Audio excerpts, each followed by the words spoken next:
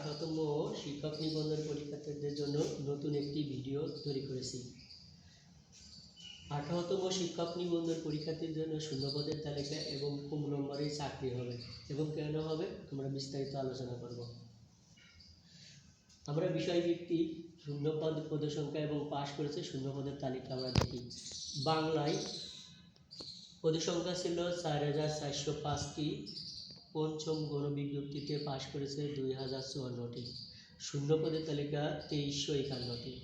ইংরেজিতে পদ সংখ্যা ছিল ৬,৫৬৫টি, পাশ করেছে ৩,৬৭৫টি, শূন্যপদের তালিকা ২,৮৯০। এর সাথে আরও প্লাস হবে।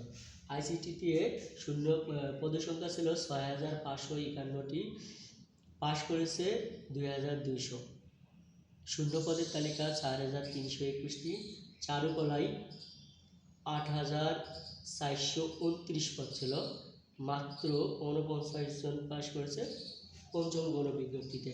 তাহলে এখানে বিপুল পরিমাণ শূন্যপদের তালিকা রয়েছে ৮,৩৮০টি। শারীরিক শিক্ষায়ও পদের সংখ্যা ছিল ৫,০৪৫টি, পাশ করেছে ৪,৪৮৮ জন এবং শূন্যপদ রয়েছে ৪,৫৭৭ জন। তো এখানে দেখা যাচ্ছে যে আপনাদের বাংলা, ইংরেজি, আইসিটি, চারুকলা এই সাবজেক্টগুলোতে প্রচুর পরিমাণে শূন্যপদ রয়েছে। যারা একটু মোটামুটি ভালো পরীক্ষা দিয়েছেন আপনাদের প্রত্যেকেরই চাকরি হবে। আপনারা জানেন এবার পরীক্ষার প্রশ্ন প্যাটার্নটা একদমই নতুন হয়েছিল, তাই অনেকেই ভালোভাবে ফুল মার্কের উত্তর দিতে পারেনি, অনেকের পরীক্ষা ভালো হয়নি। তো বিষয়ভিত্তিক আলোচনা করে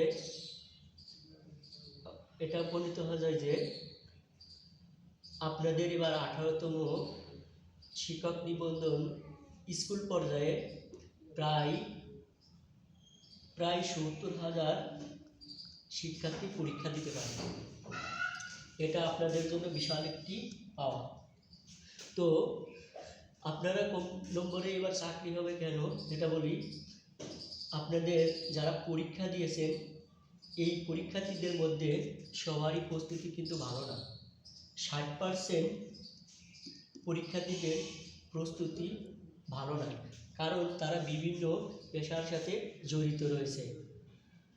বাকি ৪০% পরীক্ষার্থীদের পরীক্ষা ভালো হয়েছে এবং এর ভিতরেও কিছু কিছু লোক আছে যারা অনেক পেশায় চাকরি করে। আবার এর ভিতরে আরও অনেকে আছেন যাদের বয়স ৩৫ ঊর্ধ্ব হয়ে গেছে। তো এই জন্যই আমরা বলতে পারি যারা 18তম শিক্ষক নিবন্ধন পরীক্ষা দিয়েছেন তাদের কম নম্বরেই চাকরি হবে। তো রিজিকের মালিক একমাত্র আল্লাহ তাআলা।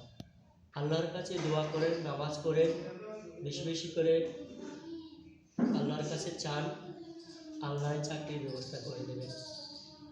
সবাই ভিডিওটি দেখবেন। আল্লাহ হাফেজ।